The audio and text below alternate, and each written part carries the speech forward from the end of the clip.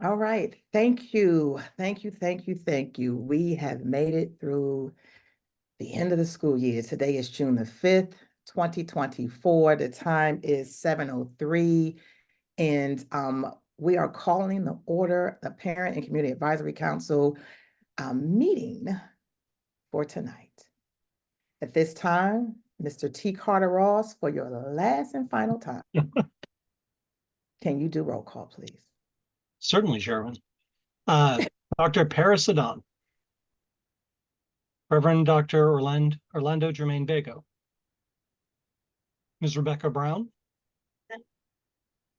Ms. Sade Davis, Present. Ms. Mashira Durden, Mr. Will Epps, Present. Dr. Sheila Jackson, Ms. Carletta Lundy, Present. Chair Milhouse, Present. T. Carter Ross is present.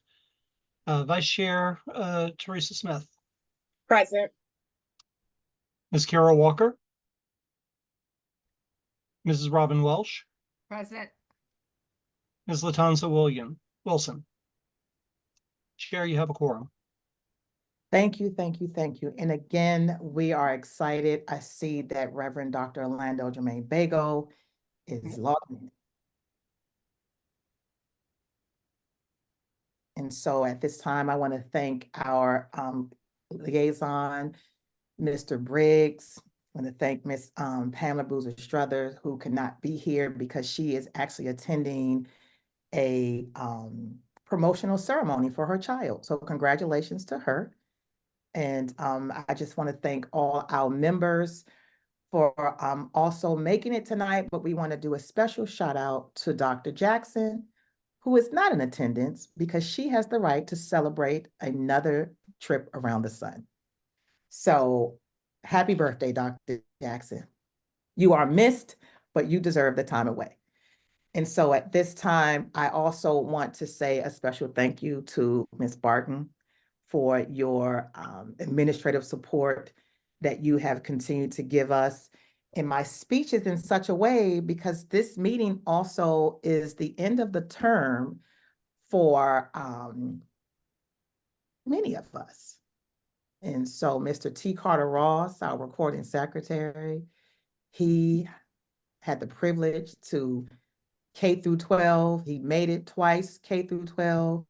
And the final leg of his PGCPS journey has come to an end because his child has graduated. Congratulations. Thank you. The envy is real. It will happen for all of us one day. It shall. It is slowly moving. So thank you. At this time, I want to move into the agenda of the approval of the meeting minutes for May 1st, 2024. Oh, I'm sorry. No, I want to do the adoption of the June 5th, 2024 meeting agenda. Can I get a motion from the floor? Motion. So moved. Second. Thank you very much. And at this time, I hear, well, I should ask, are all in favor?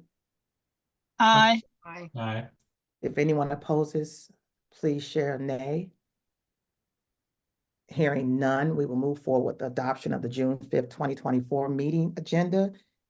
Now we will move into the approval of the meeting minutes for May the 1st, 2024. So moved. Ms. Lundy. Thank you, Ms. Lundy. Second. Epps. Thank you, Mr. Epps. At this time, all in favor, motion, signal with an aye. Aye. Any opposed, signal with a nay. Hearing none, at this time, we will adopt the approval of the meeting minutes for May 1st, 2024. Report of the PCAC chair. I want to actually share this time. Vice Chair, I want to give you some time. I am. Because I do want you to share some of the work that you have been doing as it relates to policy 1700. But I do want to say that we, as the officers, we met with the incoming members. And Ms. Davis, you are present, so I hope it was helpful to support with the onboarding. And Ms. Welsh, I will say that as we talked before about an administrative procedure that aligns with policy 1500, we definitely need one. But we also met with the superintendent and the superintendent liaison.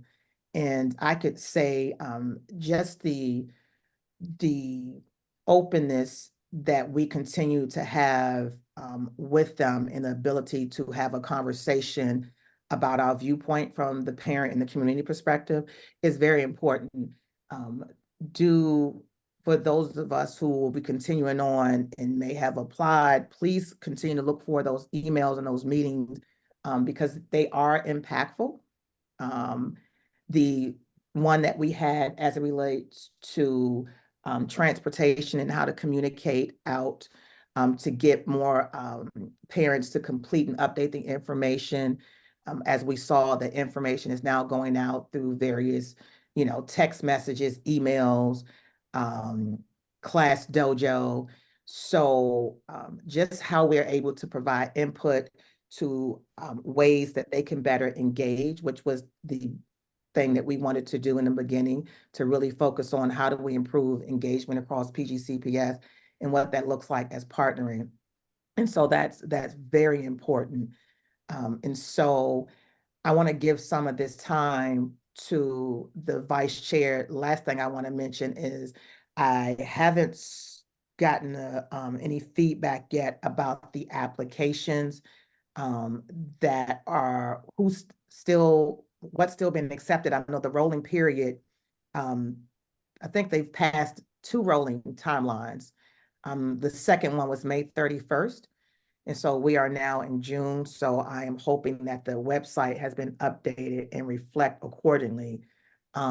Those positions that are still vacant, will be vacant for PCAC membership. The board does have to vote as a collective on the community roles, and the district seats that are held by parents has to have an approval and acceptance by that board member. So at this time, Ms. Smith, I'm going to give you the floor. Thanks, Chair Mailhouse. Good evening, everyone. I might end up being brief here. I touched on this a little bit in our last meeting, but in the April, I think it was April 25th, if I'm not mistaken, but in the April board meeting, a group of parents came and provided testimony regarding concerns, systemic concerns with the special education program. And we wrote up a petition that included what those concerns were, as well as some recommendations. We have since received a response from administration. I'm in the process of getting a response from the Board of Education. There was only one item for them, and that was related to Board Policy 1700. What I heard in the last board meeting was that it was reenacted, but I'm hoping to get a formal response so that I'm clear on where we stand with Board Policy 1700. And then by early next week, the Board of Education will receive a response to the response that they provided to us about the recommendations on their side of the house. I will say that they were very proactive in being responsive. There are some items that we still have questions on. Some items we also needed data for, and we didn't receive the data, and the data dashboard for the special education program is not populated just yet, so we can go out and try to get the data ourselves. So we are in the process of writing up a response to that response, and I'll pause there. That's pretty much where we stand. I guess in a nutshell, parents came together to try to make some effective change. Mm-hmm. Yep. And I wanted Vice Chair Smith to speak on that, because it really speaks to the power of collaboration. It speaks to the power of really helping parents understand the impact that they can have when, especially when we have a better understanding of what it is that we need. We identify the gaps that may be related to policies and procedures because we're already living the experience, right? But to know what's happening from a governing standpoint allows us to better engage with the school system as partners in education, right? And when we speak in a voice of knowing, but also a willingness to understand and collaborate, there's an opportunity to make a level of impact that's sustainable. And that policy hadn't been reviewed for over what, maybe 10 years or so, over a decade. And the committee itself has not been in place, what we know, at least the past 5 years. And I like to say it in the sense, it's easy to say, well, the board should have known, they should have done this, right? But when we think about it and pointing blame versus us saying, okay, hey, maybe this is a blind spot. And that's what PCAC is about, right? And to me, that's what we are here for as the Parent and Community Advisory Council, to really help the entity as a whole, PGCPS, to identify, those blind spots that they don't know how they are impacting us, not only as the parent, but also as community members. And so, Ms. Smith, thank you for that, because with the power of collaboration and networking, there will be some changes that will happen. And there's an application right now being open for this individuals to apply for the committee, right? And so that's huge, right? Versus just certain individuals being selected, right? And not having experience as a parent. So I appreciate that. There was one more thing that I wanted to mention. There was an email that came in for the Students' Rights and Responsibility Handbook feedback form. And the question is, did you all get a text or a message or anything? Chair Millhouse, I got a text and I received an email. I was at an event when the blast went out, and it was other PGCPS parents there, and we all failed to access the form. Yeah. Yeah. And so did anyone else receive a text message or email? Doesn't ring a bell for me. Neither do. Yeah, me neither. No. Neither. I know I didn't get a text. Okay, and so because I couldn't access it either, but I could access it from the PCAC account, of course. But yeah. So I'm definitely going to also respond to this, Ms. Smith, because you got to extend the deadline because people don't have access or people didn't get it. Right. And so I want to make sure that Ms. Barton, all of our numbers are updated, right? You have all of our, and so if they need to have access to our emails and phone numbers, they have it, right? And so I'll make sure that you're also included on the email to them so that we can provide feedback, right? To the Student Right and Responsibility Handbook. So, any questions? Thank you. And so that will conclude my report of the PCAC chair. And I do want to also share, I did submit my application for another 2-year term.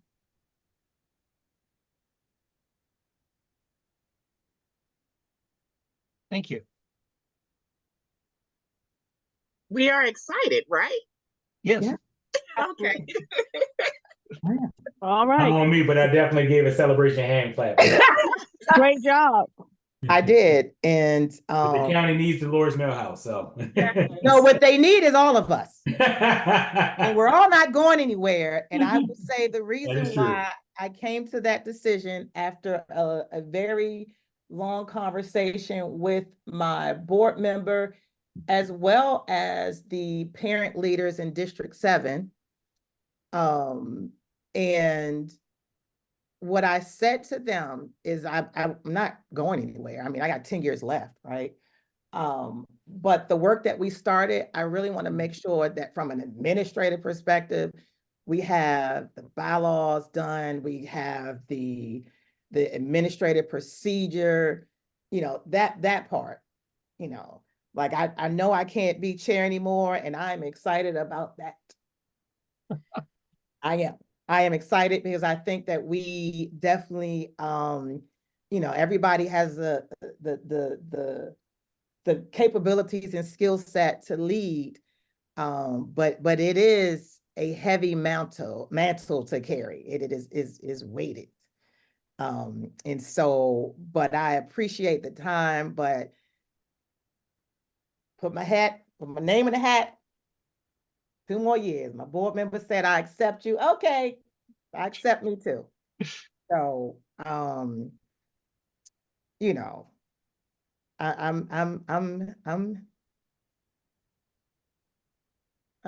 smiling.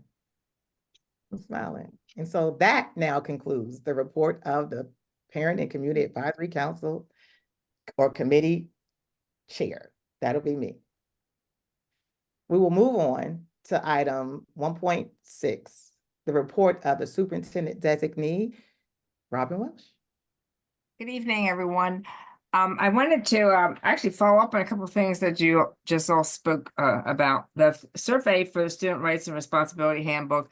We are in the process of looking at making revisions to that handbook and wanted to get input, especially from PCAC members. And so I'm not sure why you aren't able to access it. I will send an email to the Chief of Staff to let her know that you have not been able to access it. I'm not sure who generated the survey, but I will definitely at least let her know so that she can follow through and make sure that you are able to get access. You certainly can yourself also contact her, but I just want to make sure that you do have the opportunity, because I think it's really important to get your input as we put the Student Rights and Responsibility, do revisions to it and everything.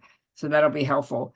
The other thing I wanted to mention was in policy 1700, that was reviewed back in 2015. And at that point in time, there were no major revisions made to that policy. They reviewed it and basically kept it the same.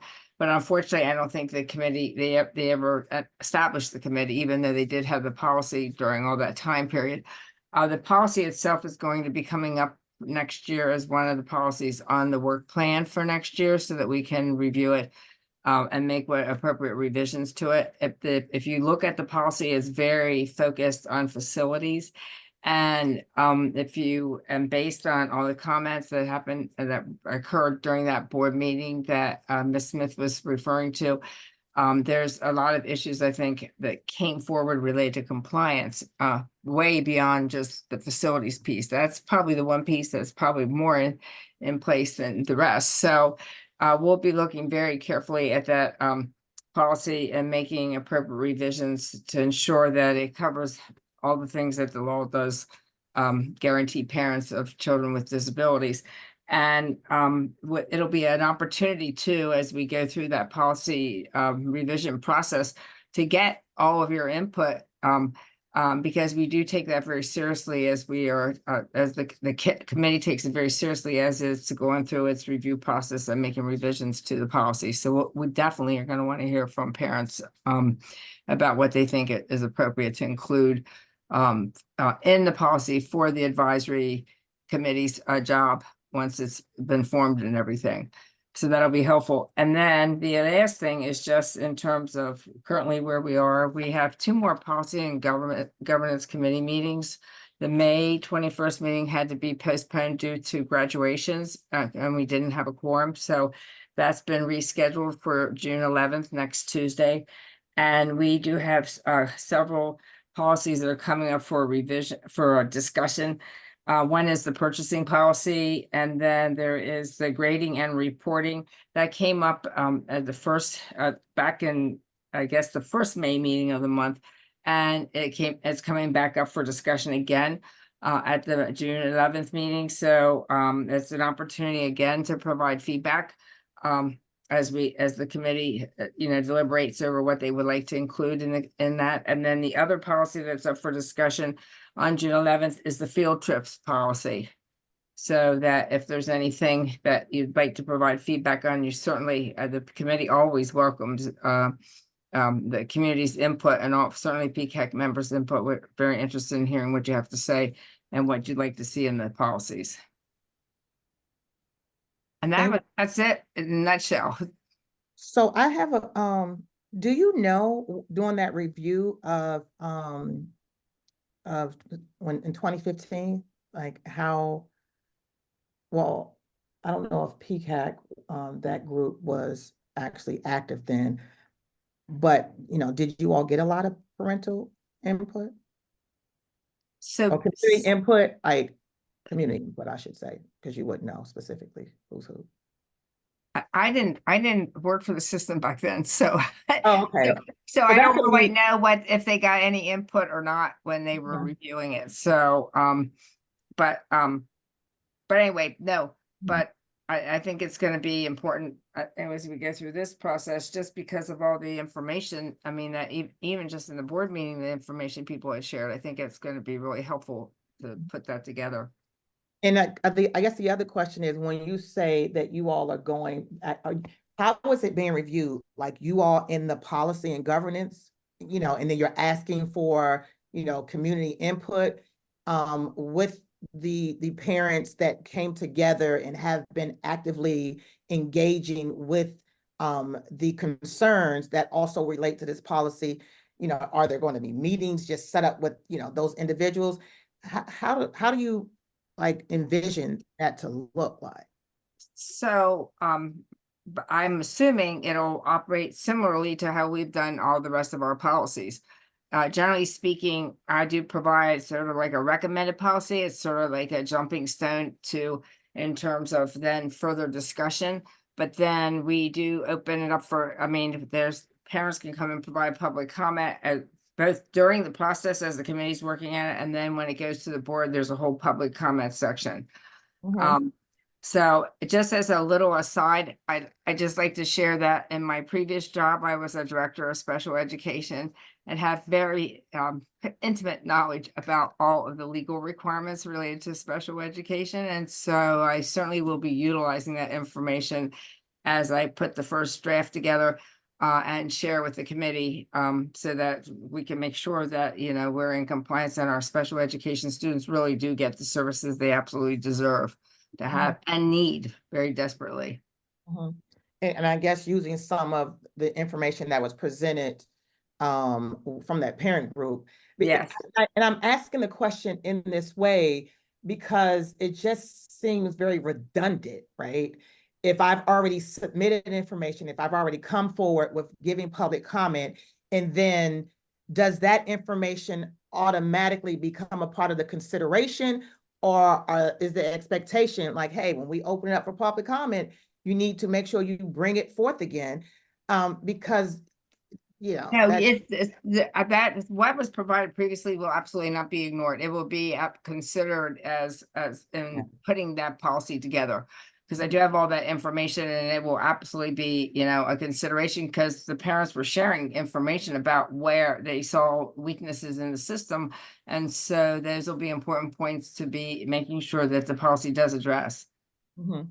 Okay, and I'm saying that also in this forum, so if any of those parents are watching, they understand that now is a good time, as you all are meeting, Ms. Smith, to kind of organize the information, right? And identify what you also see based on the experience that you have, right? Which may also not be captured in law. No, I agree. Right, and it's very different than what I am living through versus what federal and state is saying that I should have access to, because those lawmakers may not also have the lived experience that, other individuals have, right? Mr. Briggs?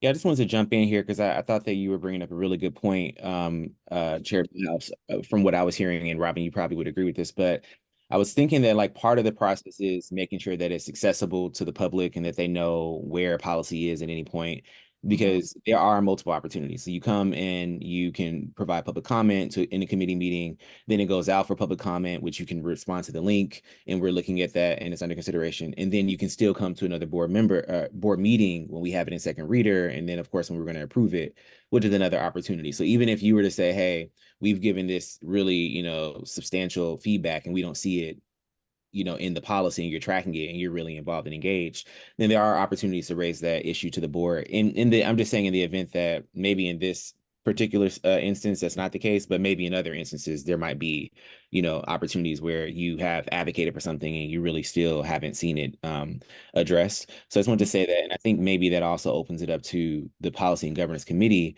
having like a website where you can see where policy is, just like when you go to a Yeah. general, you can see where the legislation is, and that might be helpful to you all on the public facing end to kind of know. And even for us, we only have an internal one, so the board members don't always know either. The last thing I'll say is that sending emails to the committee is another opportunity. So if you in the in-between want to send something to myself, to the vice chair, to Ms. Welsh and CC Herring, that's another way. And then of course, emailing directly or reaching out to your board member is another opportunity as well. And I'm asking that, thank you, Mr. Briggs, because I've attended plenty of the, the policy and governance, and they can go very long, right? And when, especially for this particular policy, the interest in the momentum behind it is going to be present. And yeah, you only get 15 or so slots that are made available, right? But being able to receive some of that information prior to, if a parent can't get off at 5 o'clock, because the meetings are at 5, to attend that meeting, then, you're not having to wait to do public comment. You can email it, you can do video, but as they are organizing parents to have, just a collective package that they are sending in, I think it's good to know that the work that they've already done doesn't have to be resubmitted, right? We don't have to want people to continue to do the work twice, right? So I think Ms. Smith's hand was up, and then Ms. Walker, Vice Chair Smith. Thanks. Ms. Welch, would it be out of order if there's a core group of parents that meets weekly to talk about concerns related to the special education program?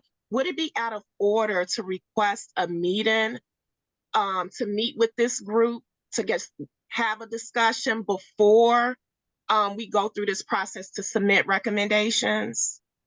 I need to basically defer that question over to Mr. Briggs, since he is the chairperson of that committee. Well, I would say I think we need to look in policy to just ensure that we're not breaking any rules. So I would get back to you on Ms. Smith. But I do think that there are other avenues, and I did want to say to Chair Millhouse that I think also just having kind of the one-off outreach isn't always as helpful as having kind of a collective group. So if we're getting like 1,000 emails from just individuals out there, that's not always as helpful. So I do think together and having it kind of sift through a system is good. And I think that probably answers your question too, Ms. Smith. Thank you. And then one additional question. I think that there was just a policy, comment for the policy on selection of principals. Will there be another opportunity to provide comment there? There was some items that we think should be captured, but I wasn't sure if the comment period is totally closed. So it's actually going to, we're going to be discussing it to see if there were any comments on that policy on the June 11th, and I don't believe we did receive any public comment then. So that means it'll go to first reader and then it'll go to second reader. But that does not stop you from coming to board meetings and providing your comments in the public comment section, and even leaving written comments there too for the board members to look at, which of course then would go to Chair Briggs, because we might need to then make revisions to the policy if it's being asked to relook at it or something. Great, thank you. Thank you, Ms. Smith. Vice Chair Smith, Ms. Walker. To ask the question to circle back just for my clear understanding, if the application is going to be sent out again or for the committee or Which for the application? special education, for the 1,700 special education, because I I wasn't don't unsure. think I don't think it's been open yet. Ms. Okay. Smith, I think it's I don't think it's been advertised to be open yet, but it's coming. Yeah, the Okay. last set of information I saw is that it's forthcoming. I did try to get some clarification on where it would be posted and what's the application period, what's the criteria. So we're waiting on a response for that. But yeah, we don't quite know yet. We just know that it's forthcoming. Okay. And so, and I would definitely say, I mean, you know how the PCAC application went. Keep going to the website, keep looking, talk to your board member to see if they know, like, and that's another suggestion, like with there has to be another way to kind of let people know other than having to come to the website to find it, right? Like, send us a text, send us something, let people know. But thank you for that, Mr. Briggs. And I just wanted to say, I feel like I'm talking a lot, but I just wanted to say to that, Ms. Smith, that I also wanted to clarify that, the board handles policy, handles the physical pieces of things, and then the implementation really is the administration. So once it's out of our hands, that isn't even necessarily just the superintendent, that's his staff that handles that issue. So a lot of times I think there's a bit of bureaucracy and it's opaque sometimes. So I think that the best that a board member can give you is really going to be also dependent on what the administration knows at the time. And wanted to make that clear so that we know the lines of communication and where the ball lies as far as like moving it forward once we do those things. And also, I'd like to say that, and looking, I just went through and looked at the policy that's currently on the website that we're going to be revising, and it actually really doesn't have very much language. It doesn't really address the whole application process or anything. So just even those details, like just as we went through the PCAC to ensure that it was clear about how that was going to work, we're going to have to do the same thing for this policy. Yeah. Yeah. Very exciting, huh? Are there any other questions? I don't have any other questions, just an added comment with because I currently work in special ed compliance, and so and I know that Ms. Welsh and everyone else knows this, but it's a lot of this is just guided based upon the federal regulations. And I have a job just because school systems get sued all the time and they're out of compliance. So the more training and a lot of it has to do with just the training and having the correct certified professionals providing the services and being available in the schools. I mean, I've had my own personal struggles with obtaining services for my students, for my children within the county, just from like the speech issue. That's just one example. It's a whole bunch of, I am well versed in dealing with Prince George's County Public Schools and special education compliance, and going all the way from non-public placement through transitioning out. And that is the biggest piece of the special education process, is people don't understand the transition process, and it's actually not intended to be for everything if you don't need forever services. So being able to provide that information to the public, but also just within each individual schoolhouse, the appropriate training and having the staff on hand that has the experience in IDEA is very essential. And just to reiterate what you just said, that is probably one of the biggest challenges the school system is facing, is the shortage in staff. in all the areas. We absolutely need more teachers. Speech pathologists have been significant shortages. I mean, they even went to virtual speech therapy just because they couldn't find people who were speech pathologists. So that is a battle attempting to get, and I don't think it's just our school system. I think across the state, probably across the country, they're dealing with, school systems are dealing with trying to, hire special educators and speech pathologists and the other, occupations that work with students with disabilities. Mm-hmm. Thank you. And again, the power of networking, here we are in the level of expertise that we have. So Ms. Smith, tap into Ms. Walker. Just the FYI. I sure will. And so are there any other questions? And thank you all for the robust conversation. I think that's one thing that I got right during my term is adding the report of superintendent designees. I think I got that right. If I didn't get anything else right, I got that right. Any other questions before we move into the item 2.0 discussion and action items? No? Thank you. So we are now at a point that we need to elect officers for the 2024-2026. Is that right? Term? Is that right, Ms. Barton? Yep. 2024 through 2026. And But it's for one term, correct? The officers are only for one term, right? So that'd Yeah. be 24, 25. see, it's for one term. One term. 24, 25. I got excited. So, we will start with the chair position.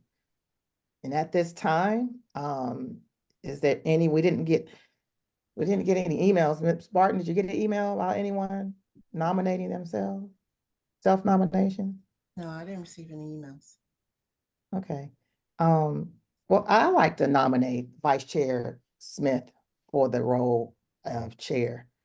I mean, and my reasoning is because the work that she's already doing and the movement that she has that's happening with the group that she's working with now, the experience that she has, but also just what she's done, just jumping into the vice chair role and what she is looking forward to as it relates to moving the Parent Community Advisory Council to the next level of inclusion for parents in the community and our community members, well, parents and our community members.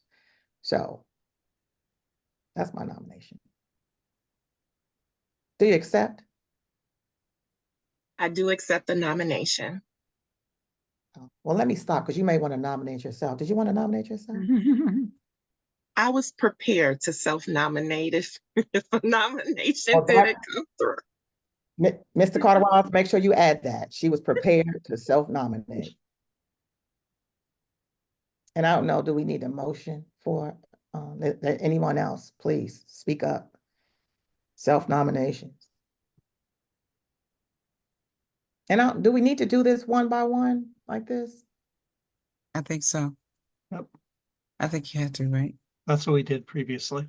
Yeah. Okay, thank you for helping me remember. See, I didn't even know that was me in my own square, so thank you. All right, so we want to keep the floor open. For 1, 2, 3, any other individual who would like to throw their name in the hat for Ms. Smith, whose term will end for her time on PCAC in 2026. Correct? Correct. Correct. Hearing none, we will close the nominations from the floor. And do a roll call, or do we do all in favor? Since we don't have anyone. challenging or? Can I move to cast one unanimous ballot? Is that allowed? You can move to do that. Madam Chair, I, Latanza Wilson, move to cast one unanimous ballot for Teresa C. Smith as the ensuing chair of PCAC. I second. All in favor? I think we should take roll call, Mr. Carter Ross, on this. All right. Sorry. Dr. Parasadon. Reverend Dr. Orlando Jermaine Bego. Aye. Ms. Rebecca Brown. Aye. Ms. Sade Davis. Aye. Ms. Mashira Durden. Aye. Mr. Will Epps. Aye. Ms. Carletta Lundy. Aye. Dr. Sheila Jackson. She's not here. Chair Millhouse. Aye. T. Carter Ross says aye. Vice Chair Smith. Aye. Ms. Carol Walker. Aye. Ms. Robin Welsh. Aye. Ms. Latanza Wilson. Aye.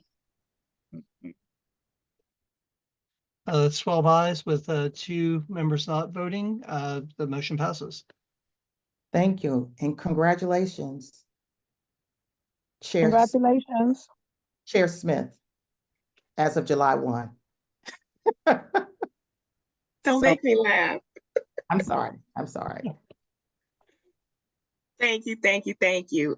Do I have a couple of moments here real quick? I'm sorry. Do I have a couple of moments to say thank you? Absolutely. I would like to give you the floor for your acceptance speech. All right. So I think you guys have had an opportunity to see my work as vice chair. So I'm excited to move forward in the chair role. I do not shy away from difficult conversations or sweep things under the rug. I try to bring things to the surface. So I'm excited to keep things moving along, the work that has already been done by our predecessors. I'm willing to move that all forward. So I'm excited that I'm going to be determined to lead this council in the right way, that I will amplify the voices that need to be heard, and that we will get the change that we so desperately need. I'm excited about that. So again, thank you all for trusting me to serve as the chair of this council. Thank you. We're very excited. And now we will move into the election for the position of vice chair for the Parent and Community Advisory Council. And I'm going to throw my own name in the hat. But please, if somebody wants it, take it. I'm here to support still. I'll be right there.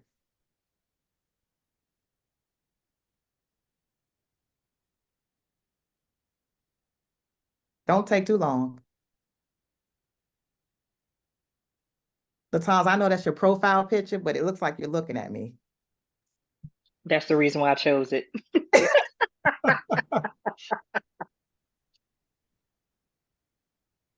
Okay. Hearing none. So at this time, we need a motion to do. Chair Millhouse.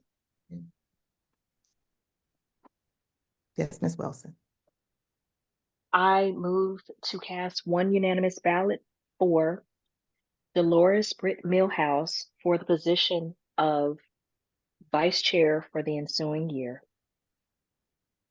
I second.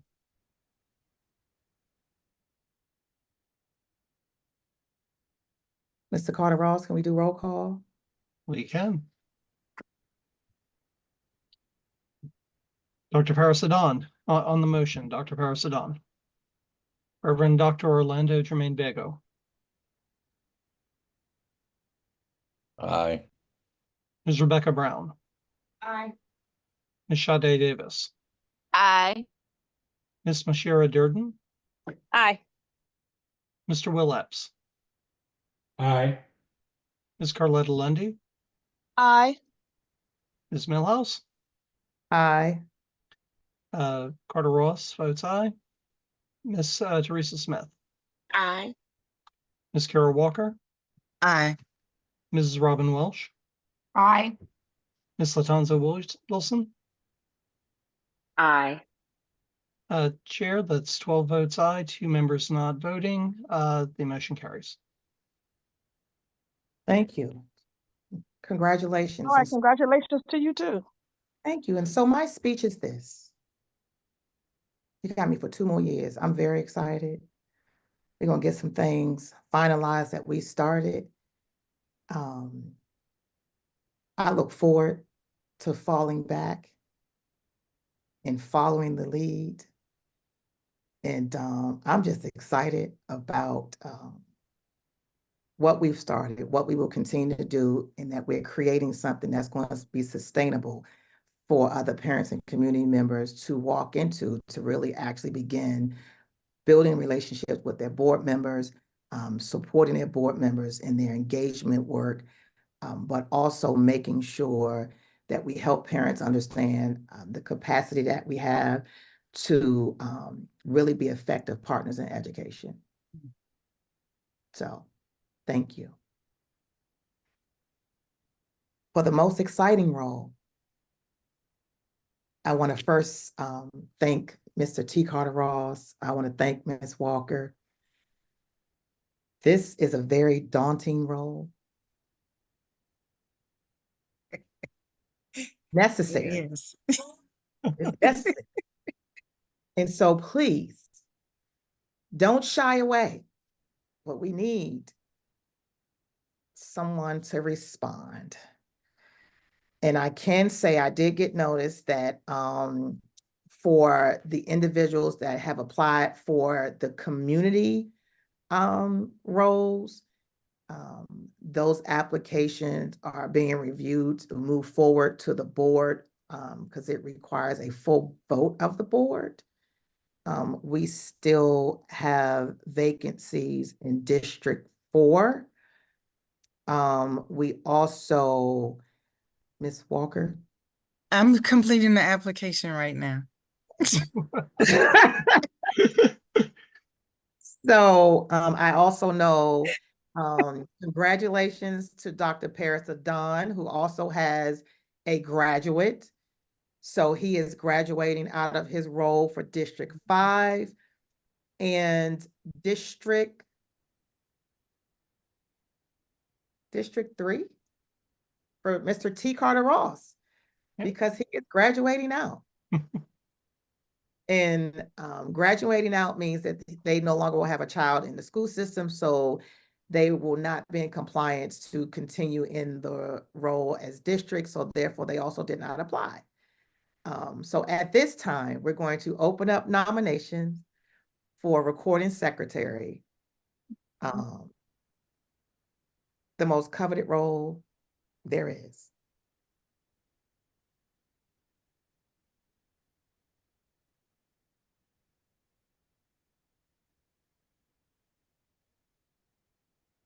What's not acceptable is silence. What I will say about my time in the role, it's really, there is a lot of typing and some editing revision, but otherwise it's really just reading list names that's been given to you. Yeah.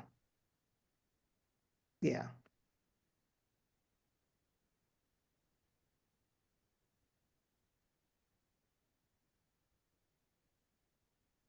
Okay.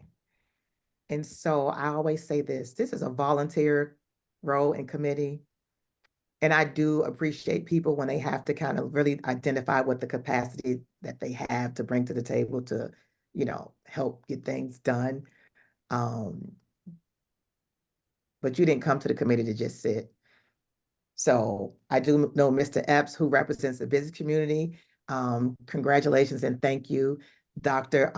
Orlando Jermaine Bago, Reverend Dr. Reverend Orlando Jermaine Bago, who represents faith-based.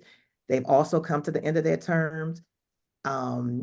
And so we appreciate, and if you have a friend that's in your area of expertise, please let them know that they should apply. I know Miss Lundy is saying she is coming back to continue to do the work, but we just have to get her confirmed. So guess what?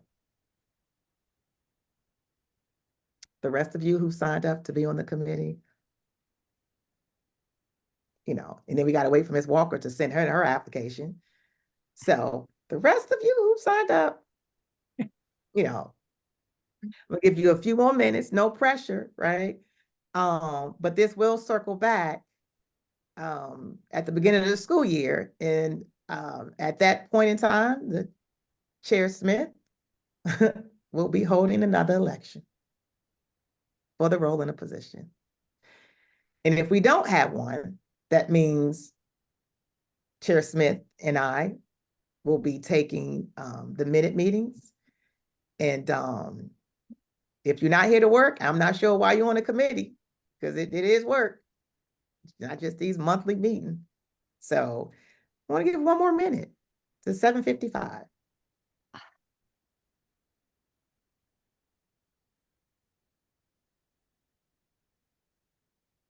Okay.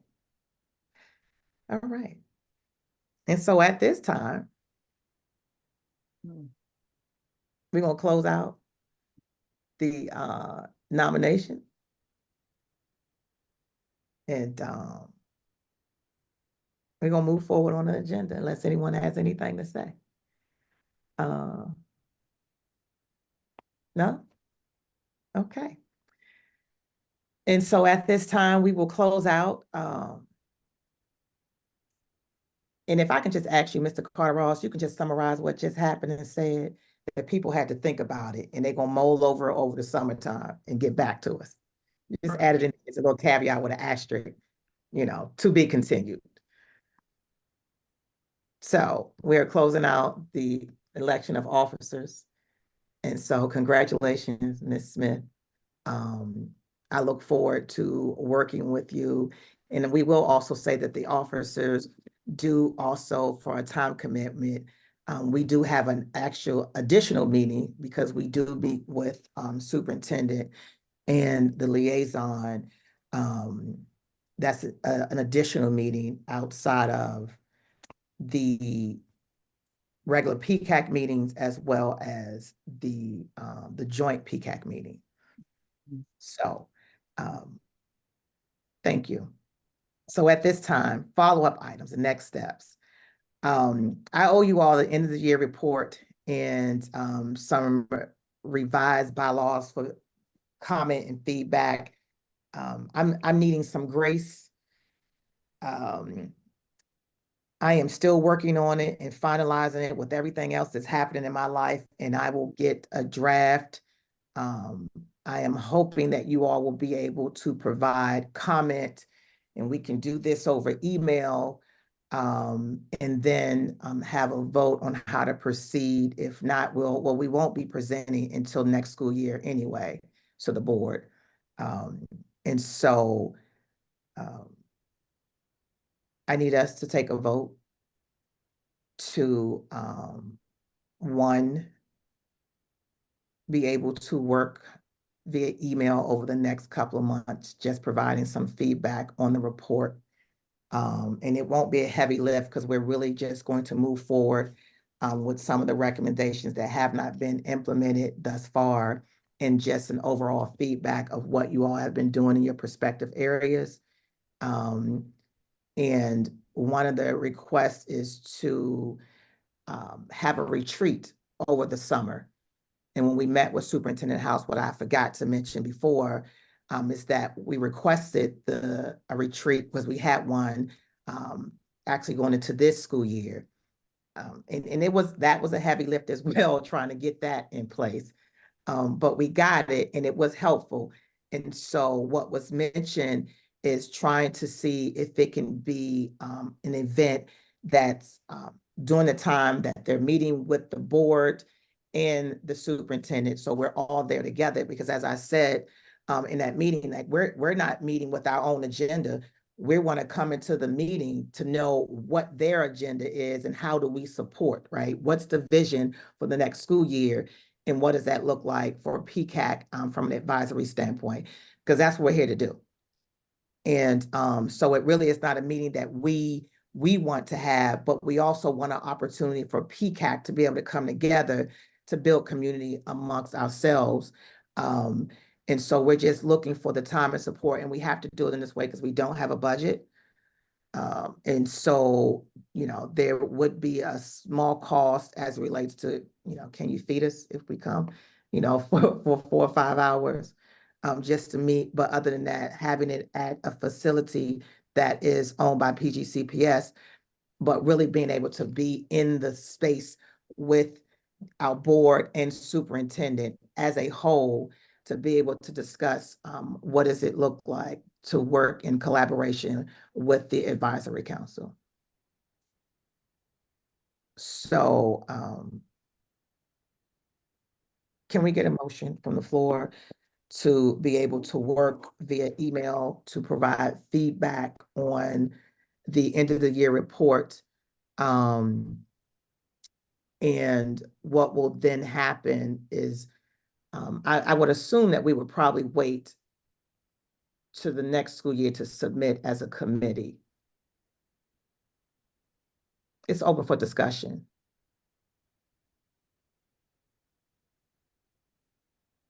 Ms. Smith, your hand is raised. Chair Millhouse, considering that we have a number of members who will be off the council, is it possible to have the report, I guess, done before the next school year so that Oh, it I can be- plan on having it by the end of, I mean, they leave June 30th. So within the next week, I just need to make it through this week of promotion activities. Gotcha. All right, so that's even better. Yeah, So- it'll be, you know, by next week, something to come out. Because right now, I just know Mr. Epps and Dr. Bago will be transitioning out. And so, you know, hopefully with confirmation, Ms. Lundy will still be here in acceptance from the board member, from Ms. Walker. So we really only have 2 individuals that were here, you know, for the entire year that will be transitioning out. And then I will circle back with Dr. Adon. But I know Mr. Epps and Mr. Bago, if I call, they'll answer me, right? Absolutely. Thank you. Correct. Thank you. Okay, so my question then becomes a moot point. Okay. So yes. Okay. So I move that we continue discussions for the council during the summer months via email. And it won't be summer months. Let me make sure that I'm clear. Before June 30th. It will, the draft and, you know, the conversation and discussion will be concluded by June 30th. Okay. So Yeah. to correct that, I move that we continue discussions for the council via email through June 30th.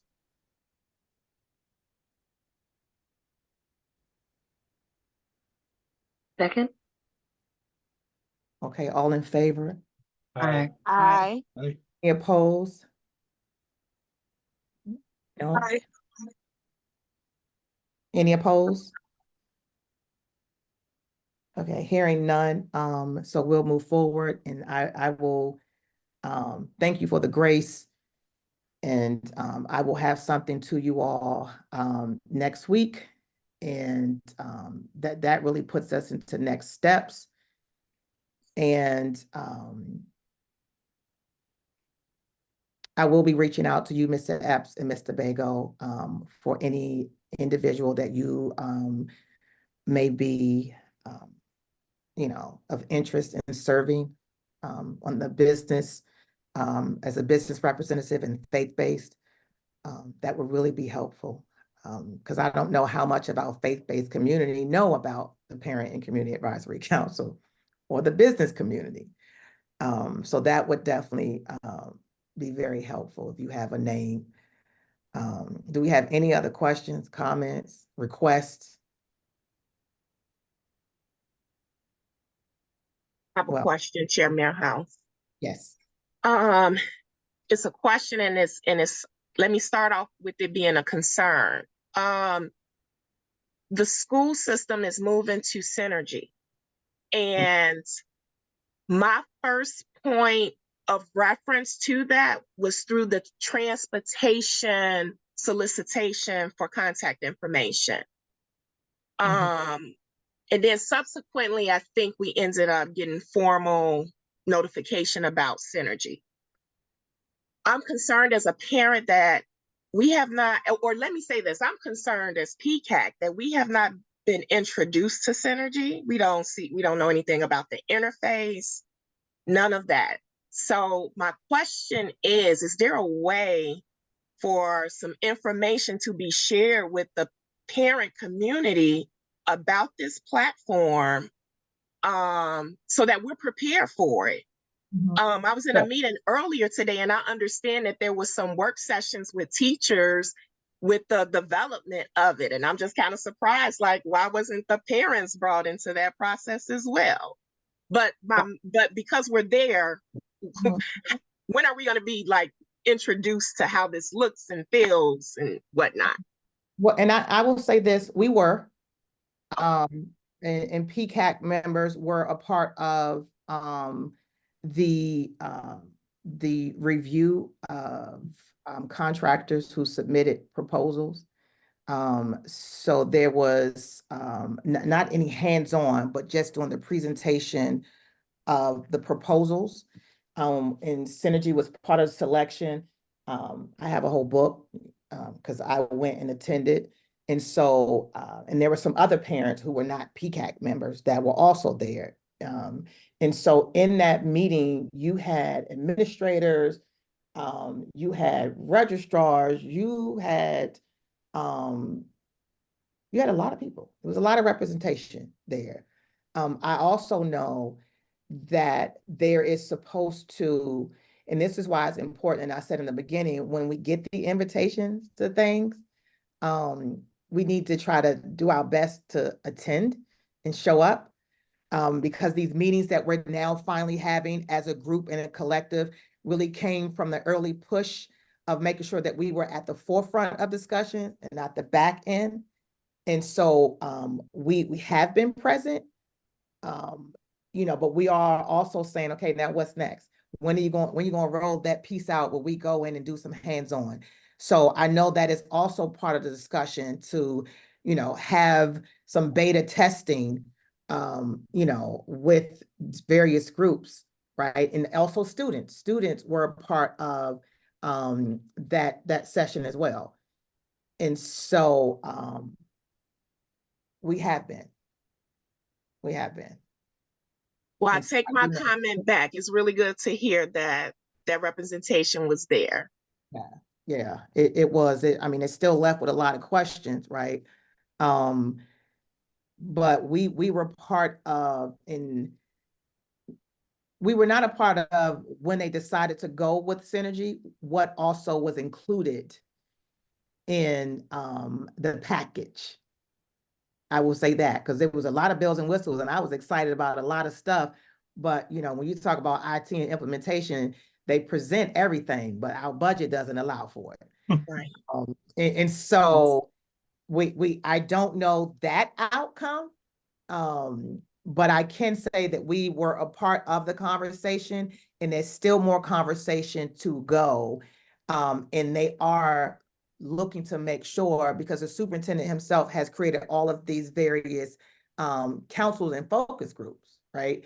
And it's reaching out to those groups, but I always say you can get my voice and my opinion about it, but how do we kind of reach more than just PCAC, right? How do we get in, because it's a lot of other parents other than us. It's a lot of other community members that will definitely, have some feedback. So we still have the opportunity to kind of push and circle back, and I'll send something to Dr. Zuckerman and say, hey, what's up and coming? And then make those introductions when I'm, introducing the new officers for PCAC and making that transition. Does that answer your question? Well, if I'm not mistaken, I think it's in 2 weeks that it goes live. So if that is true, I'm just supposed to go in, I'm just gonna get an invitation to click on the link. No, it's I don't unclear think how this is gonna work. I don't, Ms. Walker, yes. No, I just wanted to add something just to calm your concerns, right? So as an ed tech professional, I actually have, in the past, I have been a consultant for Power School and a trainer for Power School. So from an ed tech perspective, acquiring a student information system such as Synergy or Power School that can directly interface with Canvas is extremely important. And so Power School is a very friendly, user-friendly system. It's a lot better than what we have now. I'm gonna tell you that right now. So if you actually want to track your scholars' progress or communicate with the school, the two interfaces communicate better together utilizing Canvas and Power School, because what happens is it takes the burdens off of the teachers of importing grades and transferring data over from Canvas into the grading system. And so that is very important if we're looking at what goes on in a school system and how much time teachers have to use to do things such as communicate with parents, communicate with students, and it is a secure system. So those are the things that are very important when you're acquiring a system. I don't know the details of their acquisition contract to say all the things that they have acquired, but I currently use Power School in my current position because it also has an excellent interface for special education compliance and IEPs and 504s. So if you're looking at a system, so one of the things that we have to look at as a community is what is more efficient, right? And so Power School is a tool that is very powerful from student information, from a data perspective, from all the things that we need, because we have to make good decisions based upon data. And if we're looking at these type of systems, so I wouldn't necessarily panic or worry about what the system is and how it's going to come. There will be a rollout. I'm sure it's going to take place over the summer because, what happens with IT acquisitions and rollouts is that it rolls out in phases. So like one of the phases was getting Canvas online. I can honestly say most of the teachers aren't using it the way they need to use it because they still have the Latin, template up and they're not using it to its full capabilities. But once they are forced to, because everything else will be shut off, the school community, and when I say community, I mean parents, students, teachers, everyone will not have a choice but to use the system the way the system is intended to be used. So from that perspective, like personally, you can call me. If you have any questions about Power School, call me. I literally have, I work for a contractor that provides training support services to school systems worldwide that use Power School. I use it currently in my current position from the special education compliance piece. So from a community perspective, I think it's a great thing to acquire a system that actually talks to the student system of your work is in Canvas, your student information is in Power School. They directly talk to each other and they have a long history of talking to each other. So their developers know that. Now, what the details are of what happened in the contract and what is actually acquired from all the other different things, I don't know. We'll see. And there will be some learning curves, but be at ease and know the systems have been communicating with each other. These two companies have been working together for a very long time. We already use Naviance. So that's another piece. That's another Power School piece. So it's like all these things talk to each other. So it's not going to be as daunting and scary as it sounds. And what I hear you saying, Ms. Smith, is that that what can be improved is communication of the rollout, just like transportation, right? And so this again gives us opportunity to, say, hey, can we make sure that we are communicating what is it going to look like? Because right now it is going into play, but they also have to do this data rollover, and they have to do the data rollover now. This is the window that they have to do it because they don't want to start at the beginning of the school year because they got to get schedules and everything in. And so, especially for middle school and high school, right? I need to know my schedule. So what I hear you saying though is that improving on the communication of the rollout is what needs to happen. Because like Ms. Walker said, I was there when I say it is a very easy system to use, and they also have a social and emotional learning component that I hope they were able to afford, right? I hope that was a part of the package because it's amazing. Like the student can actually go in and say how they are feeling emotionally, and it goes to the guidance counselor, it goes to the psychologist, it goes to the mental health staff. It won't go to anyone else. It won't go to me as the parent, right? And then that gives the school the opportunity to engage, then assess what is happening to see who else needs to be brought in, right? Because it may be about me as a parent, and my child doesn't want you to know, right? And so, I was very excited about the system and the ease of use in what they were showing. But it's one thing for me to watch, and it's another thing for me to get in and actually do it. And if I can watch it and it seemed easy, I was like, oh, this is better. Because School Max, I'm still overwhelmed with School Max. I can't stand it. I mean, all I have to do is view. I can't, but I can't change anything. So Miss Lundy, your hand was up next, and Mr. Ross. Yes, thank you, Chairman House. I don't know if Ms. Burton is aware or not, but I did check the board docs for our community, and the videos for the meetings for March is uploaded, but for April and May, they're not uploaded. So I was wondering, when do we anticipate those being uploaded? I can take care of that first thing tomorrow morning. Okay, all right, thank you. Thank you, Ms. Lundy. Yeah. And Mr. T. Carter Ross. Yeah, I just wanted to follow up on what Ms. Walker and Vice Chair Smith were talking about. I know Dr. Jackson at the last meeting said that there are trainings that are being planned for Synergy. So I don't know if there's a timing on that yet or anything. I imagine it would probably be towards the beginning of the school year because that first heavy lift, as Chair Millhouse noted, is in the transitioning over of data at this point, which isn't really a parent-facing task at this point. Yep. And Ms. Barton.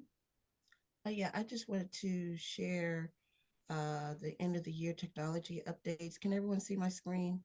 Oh, yes.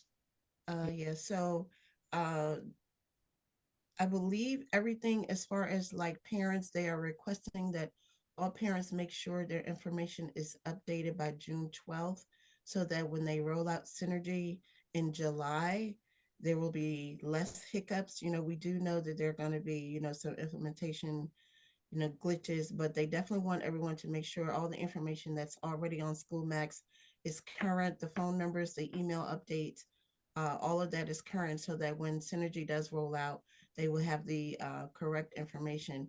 In addition to that, I support the operations budget and fiscal affairs meeting next Wednesday, June 12th. And one of the items on the agenda is to discuss what is to come as far as, transportation and Synergy and all of that over the summer. So that is something that will be discussed next Wednesday. Thank you. And just a note to that, Ms. Barton, you need to fill out the form per child. Yes. So, but any other comments, questions? Next step. So what I also hear, Ms. Vice Chair Smith, is that, there needs to be a communication, just kind of sharing the need to kind of request more information about how it's being communicated for any trainings that parents, because we want to do it as soon as possible before we get into our heavy vacation periods and just disconnect from everything. And so we can move forward and work on something to send forward. But are there any other questions, comments? Somebody want to roll back to open up the officer election for recording secretary? No. So at this time, I'm going to move that we close, adjourn this meeting at 8:18 p.m. Second. I'm sorry, at the time correct at 8:19. Second, Ms. Lundy. Okay, who motioned? I did. Okay, all in favor? Aye. Aye. Aye. Opposed? Happy summer, everybody. I'll Oh, see you you in too. email. Y'all have a good All right. one. Meeting is You adjourned. too. All right, thank you. Thank you, everybody.